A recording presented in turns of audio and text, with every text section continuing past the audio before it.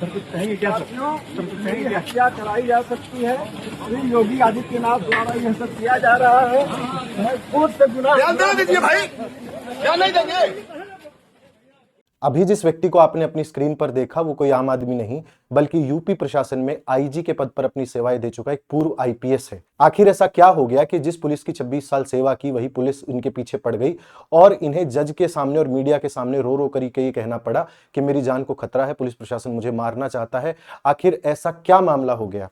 Police प्रशासन से कुछ ठन गई या योगी आदित्यनाथ से ऐसा कोई मामला हो गया जिसके कारण पुलिस इनके पीछे पड़ गई, या फिर वास्तविक कोई मामला है जिसको राजनीतिक रंग देने की कोशिश की जा रही है और ये महज इनका एक बचने का स्टंट है? पूरा मामला समझते हैं। ये जो व्यक्ति थे इनका नाम अमिताभ ठाकुर है, यूपी पुलिस में 26 साल सेवाएं दे चुके हैं। रिसेंटली इनको चलती हुई ट्रेन से पुलिस ने गिरफ्तार किया और बाद में देवरिया में लेके जेल में डाल दिया, जहां पर ये रातों रात अपने A4 साइज के पन्ने भरते रहे। पुलिस प्रशासन में हड़कंप मचा रहा कि ऐसा क्या लिख रहे हैं, लेकिन इनको छोड़ा नहीं गया और जब जज के सामने इनको पेश किया गया तो इन्होंने कहा कि मेरे बेटे का एग्जाम है, उससे डाइवर्ट करने के लिए इन लोगों ने मुझे गिरफ्तार किया है ताकि वो अपने इंटरव्यू और एग्जाम में अच्छा परफॉर्म ना कर पाए। साथ ही ये मशहूर रहे हैं व्यक्ति सारे मुख्यमंत्रियों से पंगा लेने के लिए। मुलायम सिंह से भी इनकी अदावत रही, साथ ही बीएसपी के कुछ लोगों से भी नजदीकियां रही जो बाद में कड़वाहट में बदल गई। लेकिन वर्तमान सरकार में क्या मुद्दा हो गया? इन व्यक्ति ने अपने घर के सामने लिखवा रखा है अमिताभ ठाकुर आईपीएस जबरिया रिटायर्ड। क्यों इनको जबरदस्ती रिटायर कर दिया गया? पूरा मामला क्या है? 4 साल पहले भी ये जेल में रह करके आ चुके हैं। आखिर पुलिस का इतना बड़ा अधिकारी और आज पुलिस के सामने भीख मांग रहा है तो इसका कुछ तो कारण रहा होगा। उस कारण को समझते हैं। वजह है 1999 में ये व्यक्ति देवरिया में एसपी के पद पर पोस्टेड था। वहीं पर इसकी पत्नी नूतन ठाकुर भी थी। इन पर आरोप यह लगता है कि इन्होंने पावर का मिसयूज किया है, फेक आइडेंटिटी बनाई है। साथ ही देवरिया में ही इंडस्ट्रियल प्लॉट नंबर B2 को इन्होंने गलत और फर्जी कागज बना करके खरीदा था।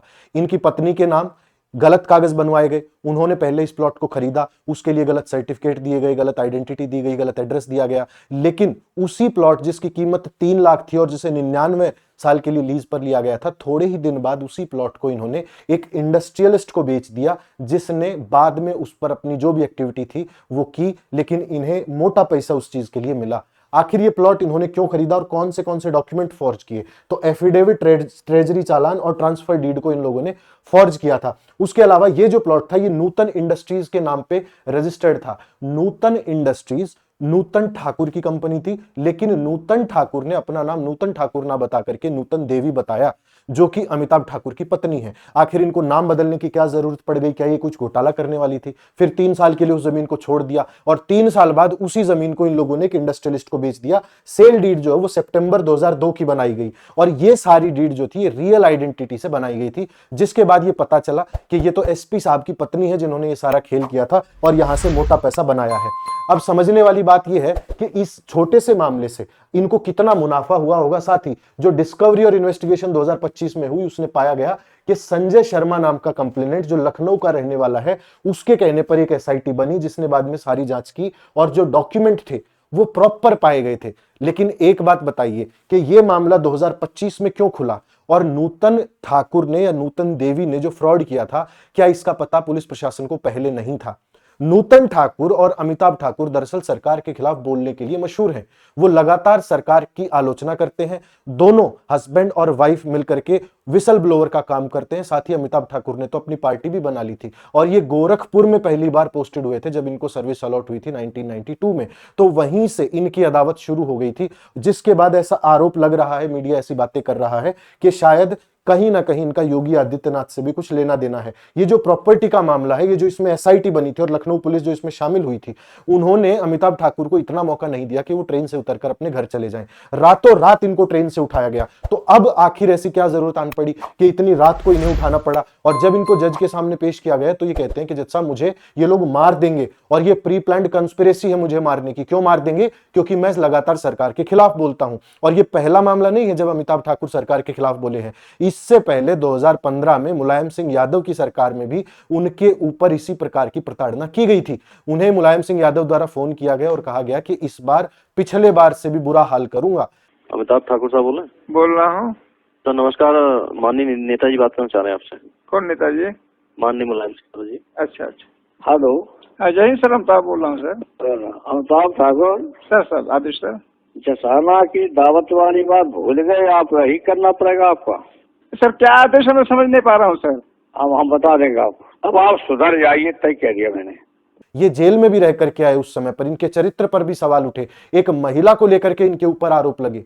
उस मामले में हुआ कुछ नहीं, लेकिन इनकी छवि को बहुत गहरा नुकसान लगा और लगातार मुख्यमंत्रियों से भिड़ने के लिए ये कुख्यात भी रहे हैं और विख्यात भी रहे हैं। अभी जो इनकी कस्टडी है और जो इनका डिफेंस है, तो इनका ये कहना है कि अगर मेरे ऊपर कोई आरोप है तो मुझे चार्ज किया जाए, मुझे जेल भेज दिया जाए, लेकिन अगर मेरी हत्या हो गई तो इसके लिए कौन जिम्मेदार होगा।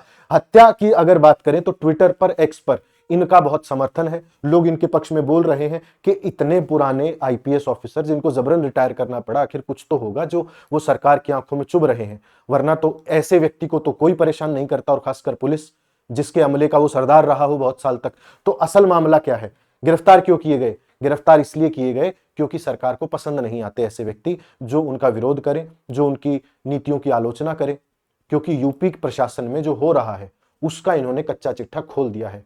इन्होंने अपनी एक पार्टी बना रखी है जो गोरखपुर के अराउंड काम करती है। इनकी पत्नी एक आरटीआई एक्टिविस्ट है। लगातार सरकार के घोटालों को, सरकार के कामकाज को चूंकि इन्होंने अंदर से देखा है, तो ये बेहतर तरीके से जानते हैं दोनों लोग, और उसी जानने के क्रम में सरकार की पोल भी खोलते हैं, जिसके कारण सरकार इनसे नाराज रहती है। हत्या अगर होती है तो ये बहुत बड़ा और काला धब्बा होगा यूपी प्रशासन के ऊपर। एक ऐसे व्यक्ति को जिन्होंने 26 साल देश की सेवा की है, किसी भी तरीके से की हो, उनको इतना तो सम्मान मिलना चाहिए कि वो आराम से शांतिप्रिय जीवन जी सके रिटायरमेंट के बाद। हाँ, अगर उन्होंने कुछ गलती की है, ये फ्रॉड जो जैसा नजर आ रहा है, उसके लिए उन्हें चार्ज किया जाए, जेल में डाला जाए। लेकिन अगर पॉलिटिकल मसला है तो उसको कानून की सहायता से नहीं सुलझाया जाना चाहिए, उसको अपनी रंजिश बना करके नहीं, कानून का सहारा लेकर के सुलझाया जाना चाहिए। एक व्यक्ति ने कहा कि अखिलेश यादव एक्सपोजिंग ट्रूथ की बात कर रहे हैं और सरकार के खिलाफ बात कर रहे हैं, लेकिन ऐसे राइटर और स्कैमस्टर व्यक्ति को बचाने का काम कर रहे हैं जिसको उन्हें उनके पिताजी मुलायम सिंह यादव खुद पसंद नहीं करते थे। और मुलायम सिंह यादव ने तो अमिताभ ठाकुर को यह तक कहा था कि पिछली बार से भी बुरा हाल करूंगा। तो अखिलेश यादव क्यों फेवर में बोल रहे हैं उनके? इन्होंने खुद करप्शन किया है और ये खुद उसकी चपेट में आए हैं, तो किसी विपक्ष के नेता को बचाने की इनकी जिम्मेदारी क्यों होनी चाहिए? लेकिन जब अखिलेश यादव सरकार में थे तब भी इनके साथ यही हो रहा था। शायद अमिताभ ठाकुर की नियति है, शायद अमिताभ ठाकुर के ऐसे कृत्य हैं जो उन्हें शायद अपने अंतिम दिनों में ऐसे गर्त में ले जाके डाल देंगे जहां इन्हें पछतावा होगा कि इन्होंने 26 साल तक पुलिस प्रशासन और इस देश की सेवा की। शायद शांति ही बेहतर तरीका है और अपनी नाराजगी को कुंठा के जरिए बाहर लाना अमिताभ ठाकुर को भारी पड़ सकता है। अब वो पुलिस प्रशासन की गिरफ्त से छूट के जीप से अपना चेहरा बाहर निकाल के कहते रहे कि मुझे मारे जाने का खतरा है, लेकिन पुलिस प्रशासन जैसे ही मौका मिलेगा उनके साथ वही करेगा जो शायद वो किसी पॉलिटिकल दबाव में करना चाहता है। बहुत बहुत धन्यवाद। अगर आपको हमारी रिपोर्ट पसंद आई हो तो हमें लाइक करें और सब्सक्राइब जरूर करें। साथ ही ऐसे विषयों पर हम लगातार बातचीत करते रहते हैं। अपने मित्रों के साथ ये रिपोर्ट साझा करें। सब्सक्राइब करना मत भूलें। Thank you so much.